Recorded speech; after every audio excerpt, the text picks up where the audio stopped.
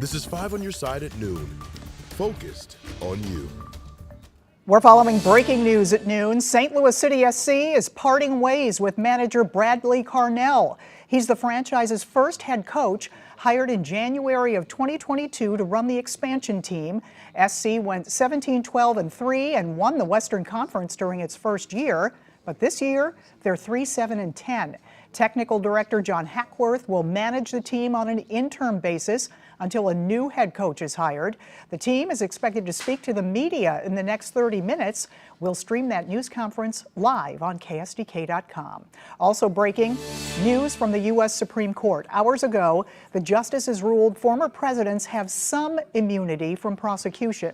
Thanks for being here at noon. I'm Kay Quinn. They have ordered lower courts to figure out how to apply the decision to former President Donald Trump's case. NBC's Alice Barr has the latest on this breaking story and how it may impact the case surrounding Trump's actions after the 2020 election.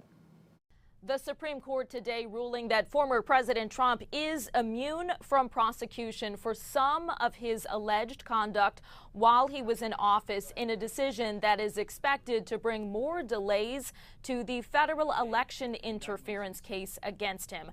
The 6-3 decision, with all the liberal justices dissenting, sets a new standard crafted to apply to future presidents as well. The High Court ruled that presidents are not entitled to immunity from personal acts, but that some conduct that's closely tied to their core duties as president are off limits to prosecutors. That sets up the major question: what is official conduct and what is not? The case now goes back down to a lower court to sort that out.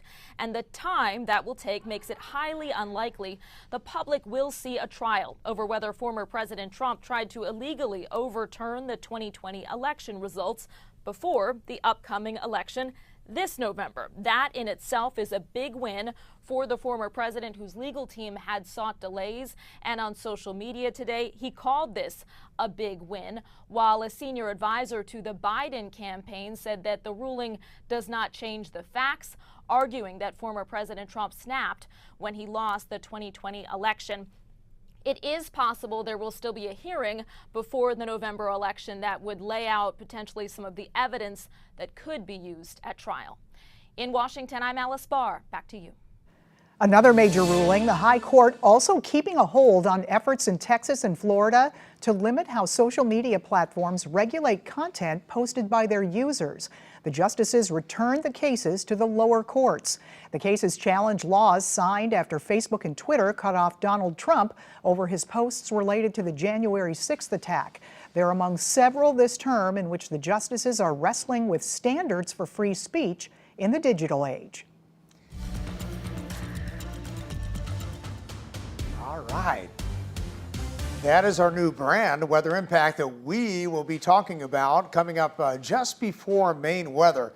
But boy, the weather today, no big impacts on us. We have sunshine, some clouds mixing in. That dew point was really low this morning in the 40s. Now I've seen it climb just a little bit to 50, but still very comfortable for July the 1st. Here we go into July. Look around Kansas City, several flash flood warnings there. So we are watching any storm activity around us. For today, we're expecting that to move east and just get clouds from it as it breaks apart. But they've had a rough go of it around the Kansas City area this morning.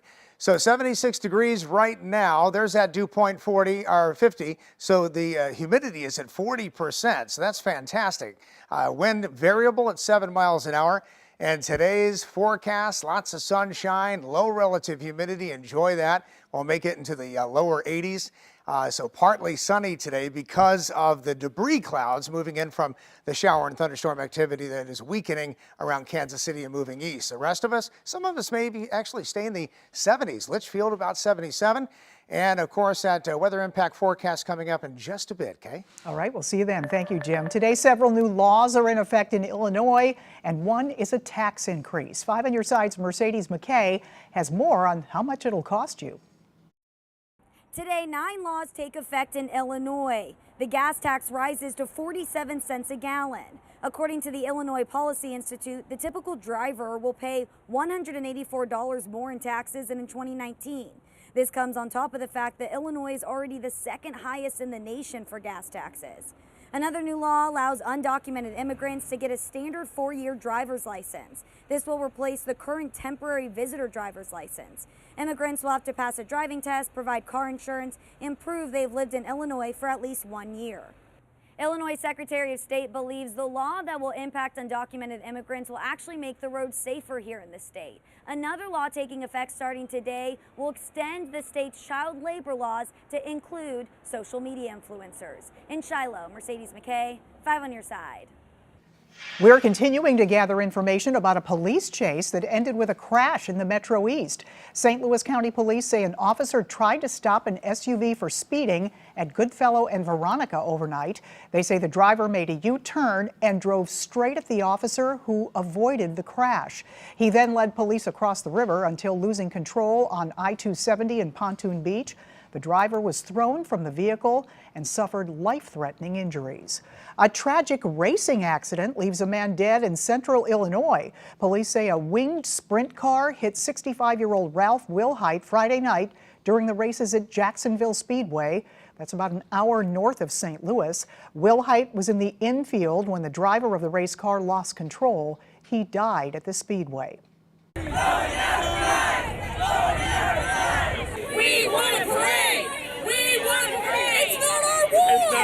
Controversy during yesterday's Pride Parade in downtown St. Louis. A group of pro-Palestinian protesters blocked Market Street for about an hour.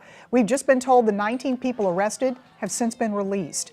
During the protests, they called for an end to the Israel-Hamas war in Gaza. They also denounced Pride STL for partnering with Boeing because it does business with Israel. The parade continued after police cleared the route.